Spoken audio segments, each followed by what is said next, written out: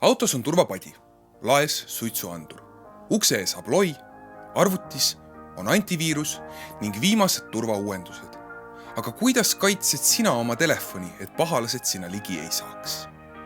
Kasutad ju seda ometi üsna samamoodi kui oma süle või lauaarvutit. Tänase episoodi toob teieni Samsung ning kasutame oma näidetes uut Samsungi S10, mille oleme julgelt nimetanud selle aasta üheks parimaks telefoniks. Antud seade on ka meie pikaajalises testis, seega kui telefon huvitab, püsi lainel. Link meie S10 ülevaatele ning Samsungi tootelehele on YouTube'i video all kirjelduses. Oleme rääkinud paroolide turvalisusest ning juttu teinud VPNist, kuid mis kasu on kinnisest koridorist ning uhketest lukkudest, kui uksed aknad pärani. Tihti unustame ajaloo ning nimetame seadet, millega me teeme kõiki arvutitoiminguid telefoniks. Umbes 10 aastat tagasi oli pilt selgem ning nimetati neid pihuarvutiteks, mis andis oluliselt parema arusaama, millega tegu.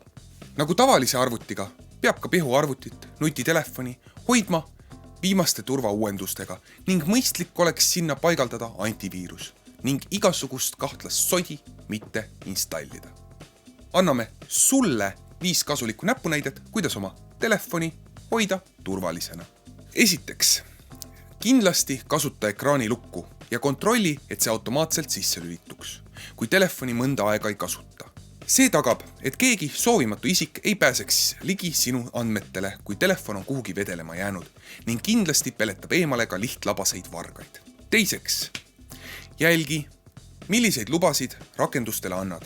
Näiteks ei ole mingit põhjust, miks peaks kalkulaatori rakendus ligi pääsema sinu kontaktidele või kaamerale. Teinekord on kavalad arendajad rakenduse üles ehitanud nii, et ilma luba andmata ei saa seda kasutada. Sellisel juhul tasub konkreetsest rakendusest loobuda ja lihtsalt valida teine sama funktsionaalsusega äpp, mis kahtlaseid ligipääse ei nõua. Eeldame, et kolmandaks. Kasuta paroolihaldurit. Oleme sellest juba juttu teinud. Piisavalt keerukate paroolide kasutamine ja nende vahetamine on küberturvalisuse A ja O.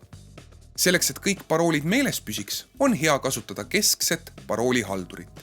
See tähendab, et rakendus jätab meelde kõik sinu paroolid ja sisestab need automaatselt. Sina pead meeles aga pidama ainult ühte nii-öelda ülemparooli, mis avab paroolihalduri. Samsungi seadmetes on näiteks juba vaikimisi paigaldatud Samsung Pass paroolihaldur, kus saab enda tuvastamiseks kasutada ka vaid sõrmejälge. Neljandaks.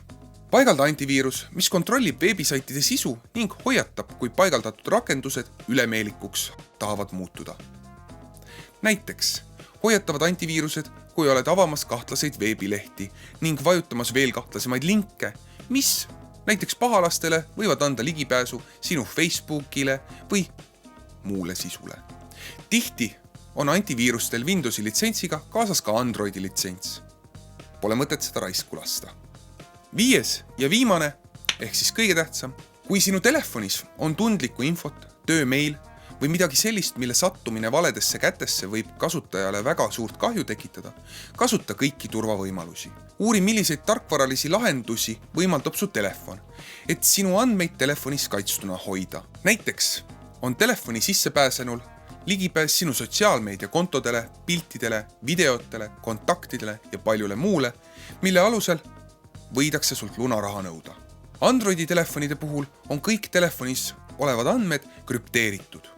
Siis, kui telefon on välja lülitatud. Samas, sisse lülitamise korral dekrüpteeritakse kogu seade. Samsungi telefonides olev Samsung Knox turvasüsteem lubab aga kindlad andmed tõsta turvalisse kausta, mis on krüpteeritud ja pahalaste eest kaitstud ka siis, kui telefon töötab. Samuti kontrollib Samsung Knox telefoni sisse lülitamisel automaatselt näiteks seadmel olevat operatsioonisüsteemi autentsust. Ehk, kas telefonis on ikka see tarkvara, mis seal olema peaks. Erineb Knox peamiselt konkurentidest, kuna on oluliselt sügavamale implementeeritud riistvara tasemele, mitte ainult Androidis jooksutav äpp.